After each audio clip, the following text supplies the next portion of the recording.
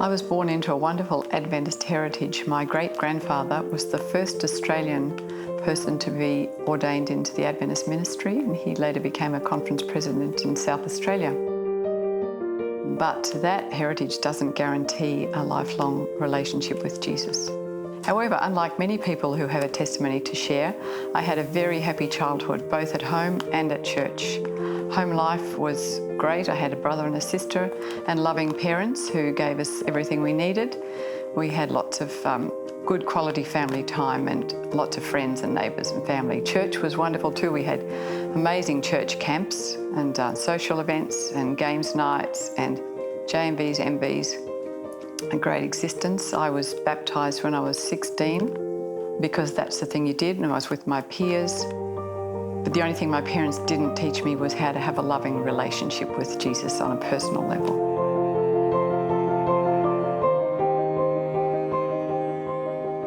My teen years were difficult, as I remember, as they are for most young girls who want to fit in, feel attractive, and be one of the crowd, and neither of which I was. I wasn't attractive, and I was shy.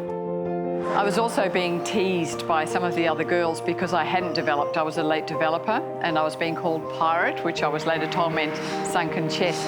So all of that affected how I felt about myself. I was attending church still with my family because that was the done thing, and it was still a habit. And I enjoyed going for the social parts of it. But the rest of my teen life was just a blur, wanting to be attractive and not feeling attractive. I returned from my trip overseas in 1973, and not long after I began a relationship with a married man from church whose family I'd grown up with. So we began dating. I began working for him. We flew around Australia. He encouraged me to learn to fly, which I did, and drive. I hadn't learned to drive before then. We even attended church together. How's that for denial? When his divorce came through, we married when I was pregnant with our first child, a daughter. And soon after she was born, about a year later, we moved states and we started attending church again, as you do when you've had a baby. That's the way God draws us back, isn't it? And then after our son was born, I was rebaptised because I knew I'd been a long way from what God wanted me to be. And began working in the church after that. My marriage was not particularly happy or easy most of the time. I was married to an older man who was very controlling, but also not always forthcoming with the truth. So we often had debt collectors at the home because he would tell me that we didn't owe money when we actually did. So there was that worry, and I was also 23 years younger and quite insecure. So I had no control over money and financial worries, but so I tried to control in the areas I could with my husband and children, and those areas were food and Sabbath observance and working for God. So in the food area, I was very controlling. Poor husband wasn't allowed to give the children anything that I considered unhealthy, although neighbours said he used to sneak down to the local shops and give my daughter an ice cream. And my parents even hid food if they were giving the kids something that wasn't right. So I was really controlling. It went from, they never knew what it was going to be. It was vegetarian, then vegan, then main meals for breakfast. Now for Sabbath observance, I was really strict with that too. They weren't allowed to play on swings and slides if we were at the park. We went to nursing homes where the kids sang, or we'd be walking around the hills. Each Sabbath we'd have a picnic and go walking, and by the end they just hated anything out in nature. And then working, I worked at church in many jobs, in kindy as a deaconess, in social, bulletin secretary, anything to keep busy for God, because I knew that I didn't have a relationship with him, although I really didn't admit it much to myself. And I was also busy at the children's school, where I volunteered for reading, Parents' School Association. I ran a school fete, even though I couldn't attend because it was Sabbath. And I was also in the tuck shop working for God there. So that was my life at that time. That was the only way that I could control things. Yeah, that was the life of a young wife who didn't work and so worked for God in any way I could.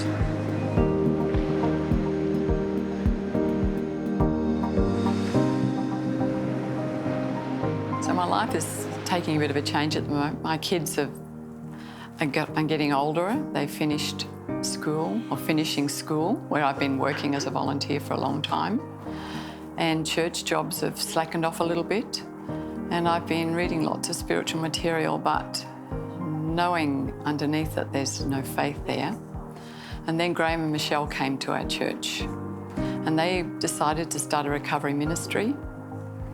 So I thought, okay, I'm getting really tired of this works trip, but I still should do something because works were still going to save me, even though I was tired of it. So I decided to go along to the first planning meeting for recovery ministry and attended that, went home and thought, no, I'm sick of this. I don't want to do any more work in church.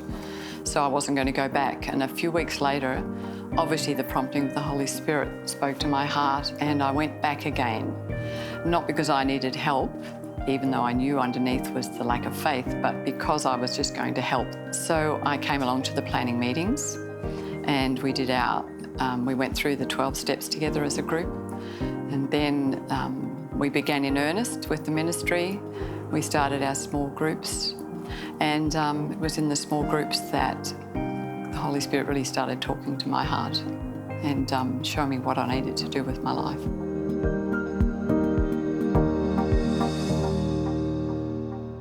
Well, I came into recovery straight off the back, so to speak, of being a works-oriented Adventist and feeling that I'd had enough and really didn't want to continue doing the things that I was doing in church. So I was going to quit recovery, but the Holy Spirit drew me here. So I came back to the program and started working the steps, grudgingly at first, thinking that I didn't have any problems that needed addressing, that I was just there to help and do anything that I could that would lead others to recovery. But when we joined our small groups and started the steps, I had to admit that I was powerless over many character faults in my life and that my spiritual life was unmanageable, even though I appeared to have everything under control in my physical life and everyday life. There were things that I was trying to control that I couldn't, but it was really spiritually that I was unmanageable. And I was feeling such a fake and a hypocrite. So in small group, I listened to the others sharing and realised that they'd had a much harder life than I had. But in saying that, I still didn't have a personal relationship with Jesus, which was the most important thing in any relationship, in any person. So I started looking at my faults with the power of the Holy Spirit to guide me and started to see that I was very sarcastic. I was very materialistically oriented, loved shopping for clothes so that I could feel good about myself. I was very codependent in actual fact, that if family weren't happy or well, then I wasn't happy or well too. And I was very quite selfish in ways to do with money and time, because that's another reason why I didn't want to continue working, because I was selfish with my time. I now wanted to do things for myself because my children had grown up and moved away from home, although they were close. But I didn't need to give them my time now, so I wanted my time all for myself. I came to believe that with my life out of control in certain areas, that the only way I was going to be in control spiritually and with other things was to allow God to restore my thinking so that I wasn't centred on self all the time and self-talk and what I wanted to do. And so it was a matter of accepting that there was a God who loved me and that He could change me on the inside and change my habits that were things like just speaking before thinking, cracking jokes to make people laugh, because then that made me feel comfortable in often uncomfortable situations. And I developed that habit over many years So I had to give this to God, which is really hard because I had, by this time, 60 years of developing that habit. And to realise that God was the only one that could change that and take it away has to be a daily thing, and it's a thing that still gets out of control because I forget that God is there and I forget that He's the only one that can heal me, and I try and do things on myself. And that's the terminology of insanity, is trying to do the same thing over and over and get a different result. And if I'm in control, the only result we get is blurting out things without thinking from my mouth and hurting others, and then hurting myself in the end, because I realise I've done it again and I get discouraged. But it's not about me, it's about God, and I have to remember that every day. Making a decision to turn my life over to God on a daily basis is easy some days when I wake early enough and can spend time with God in prayer and Bible study and my reading for the day. Harder when I have an early start at the gym, and I hate waking early. So for me to wake at about 7 o'clock to leave for the gym at 7:30 is hard. So I sleep as long as I can, and then I talk to God for the few minutes before I jump out of bed, and then I'm gone. And I always think I'll come back to it, and I don't. It doesn't mean I don't think of God during the day, I do, but it's not the same as starting the day properly with real communication with Him and real prayer. So that's a struggle, because I need to go to the gym early so I've got day left, but then I lose my time with God, and that's a problem, and it's not something that He likes either, because then I lose control, and that's when things can happen. So turning my wheel is important, otherwise I also end up at the shops and I might go looking for dresses that I don't need and don't seriously ask God to take away the desire, and then I'm thankful if I don't like it, and I think, well, God help me, but really I just didn't like it. So, I mean, that's still a whole thing. Shopping looks is terrible, isn't it? It's so shallow. But that's the way I am in many areas, and self-centered. So turning my will to God is just the most important thing, but it doesn't always happen. The main thing is surrender completely to God, who is the only source of power. And if I look to Him, things go well, because as I've been told, I need to look at Jesus, who is my power supply. Making a searching and fearless moral inventory, which is another step I had to take. Initially, I thought that would be a breeze, because I sort of thought I was a pretty moral person. I hate lies. That was one of the problems in our marriage, is that my husband was a compulsive liar. And I just can't stand lies or lying. Last week, I got to the trolley and discovered a lettuce underneath everything else that I hadn't paid for, and I was tired and I wanted to go home. But I knew that if I didn't take it back, I would be guilty forever until I did. So I walked it back and paid for it. No one knew, but God knew and I knew. So those little things, I thought, yeah, I'm moral, and I was raised in a good home with honest parents. But then doing the inventory, I started to realise that I wasn't moral at all in other ways. I had dated and slept with, worked with, and eventually married a man who was already married, who I'd grown up with at church with his family. And I had sex with other boys before that, with men in my life, to make me feel better about myself. So, and I was also trying to fool others and God about my spirituality in church. So I was acting a part there of being a good moral Christian person when I knew that my relationship with God was negligible, and that I was a real hypocrite at church. Even the fact that I'm teaching children about Jesus and being a senior deaconess. So none of that was very moral, was it? I was trying to fool everybody, and myself included. It doesn't work. Continuing along my road to recovery, or the recovery road as we used to like to call it, I came to a part in my existence, my life, my recovery, that I had to admit my wrongs to myself, to God, and to others I trusted. And this for me meant sharing in my small group, because that was a safe place to share. And I had to share something which others may think is strange because it's not an addiction, but I had to share that I didn't have any faith, or very little faith in God, that I had been pretending all these years to a large extent, and just acting the part of a good Christian. So now came the time to admit, I'd known before, I'd wanted to ask pastors, how do I find faith? How do I do this? How do I walk the walk? But I just was too scared to ask them. And then suddenly here I was in a group of women, opening up and telling them that I didn't have this real faith relationship with God. And in retrospect, it was really easy to do. Once it was out of my mouth, I just felt relief. And that's when God can start working in a person, when you're honest with Him and with others and with yourself.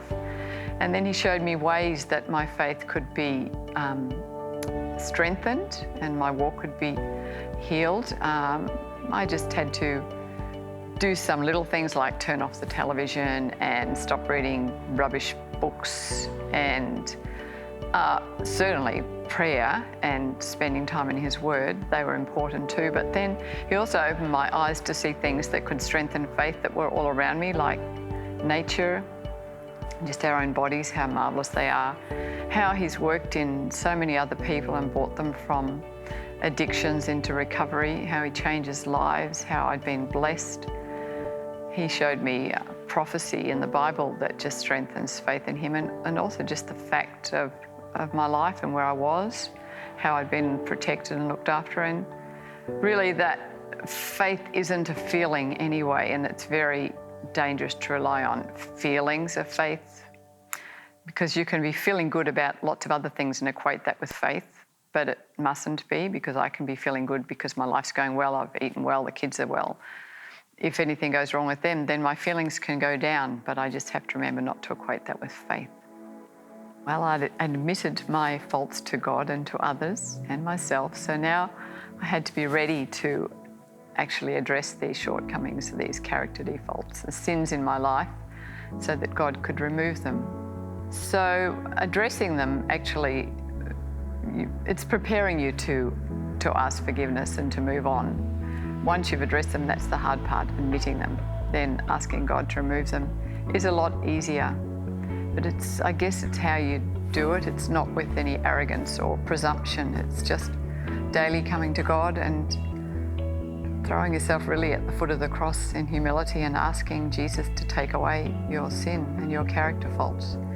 And they're so hard to give up. I don't want to keep them. I hate the things that I know are wrong with me, like my sarcasm and my controlling. But only He can do it, and I'm ready and willing every day for Him to remove my shortcomings.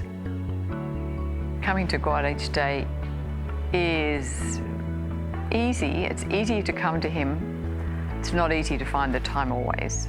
After asking God to remove my shortcomings, or the sin in my life, my character faults, I then needed to make a list of persons I'd harmed in my life, who I could remember, who God brought to memory, and those included a friend or friends that I'd hurt, people I'd also hurt through my words, the way I'd spoken to them, my husband, because he hadn't understood where I was coming from, and I guess I hadn't understood him, and my children most of all, who I had hurt by my controlling ways. Hurt, I guess, in their daily lives by not allowing them enough freedom, thinking I knew best, but also spiritually by modelling a controlling attitude, modelling legalism, not modelling Jesus' love, so that everything was do's and don'ts, and they needed to know that I was sorry for what I'd done in this area, and that I wanted them to know Jesus, not a church lifestyle. So I needed to come to them and ask forgiveness.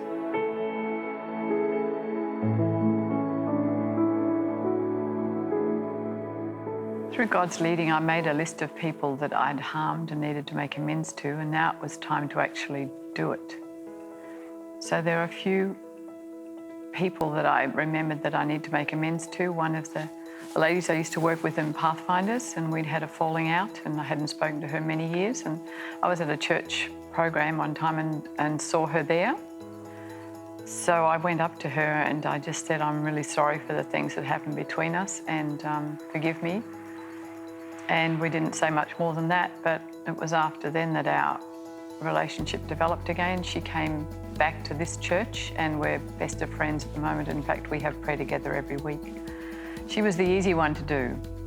And then I had realised that I needed to somehow apologise to my husband's first family, his first wife and children, and tell them that I was sorry that I'd begun a relationship with him while he was still married, still their father, even though they were adult children. That didn't make it any better. So the only way I could do it, I knew they wouldn't want to speak to me, and they were in Melbourne. So I wrote letters, and to the three. There was one son deceased. I wrote letters to son and daughter and wife, and addressed them to the only address I had for the son, who lives in the general area and who we still had contact with. And I just left it with him, whether he posted them onto his sister or mother. And that was all I could do with God's help.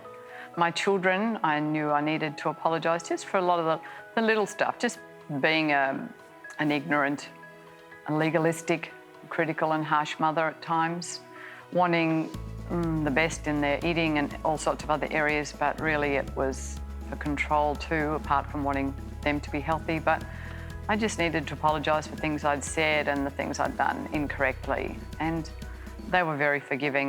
My daughter I have a great relationship with. In fact, sometimes when I think of the things I did, I can't believe she still loves me. And my son has been in recovery programs too, so he's very understanding as well. So they love me regardless. My husband was harder because by the time I came into recovery and realised that there were things I'd done wrong with him too. He certainly didn't have all the blame for the problems in our marriage. He by then had dementia, and really there was no point in trying to raise it with him because he wouldn't have understood. So I just have to leave that one with God.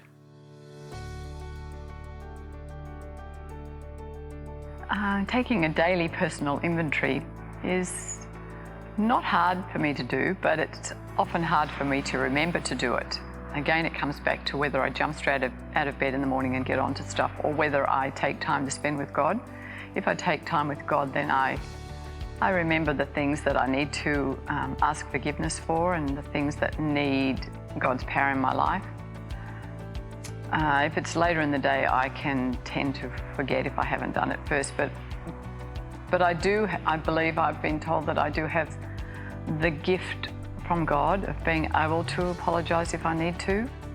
It's always been fairly easy for me to say I'm sorry when I've said the wrong thing, and it's usually to do with my mouth.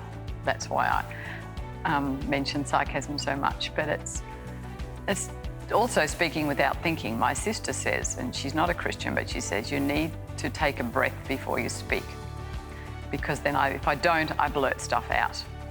And that's what gets me into trouble. And I can be critical of other church people who I think are being critical and tell them off for being so negative when it wasn't my place to do it. And so I've had to apologise to people after for doing that.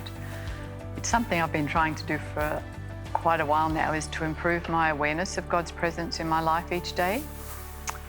Sometimes it pops in and I'll be driving the car and talking to God as I drive, talking in prayer, sort of formal prayer in my bedroom, but more often than not it's just when I'm going about my daily businesses. And I found the best way for me to feel God's presence and to spend time with him is walking in nature.